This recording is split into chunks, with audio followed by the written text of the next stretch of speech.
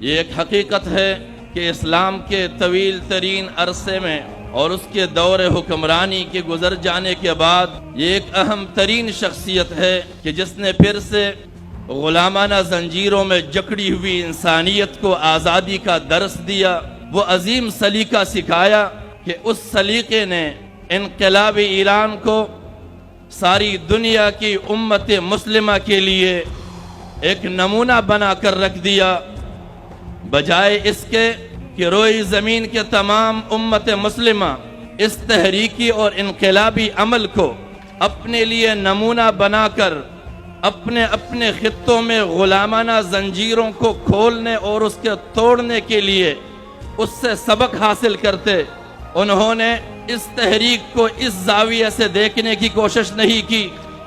بلکہ اس تحریک کو اور اس انقلابی عمل کو ایک فرقے کی عمل کا شکل دے دیا، اور اس کا نتیجہ یہ نکلا کہ اس دور جدید میں ظالم کے ہتھ کنڈوں سے انتہائی شعوری طرز عمل کے ساتھ آزادی کے سبق سیکھنے کے بجائے ہمیں باہم دست و گریبان کر دیا ہمارے اس عمل نے۔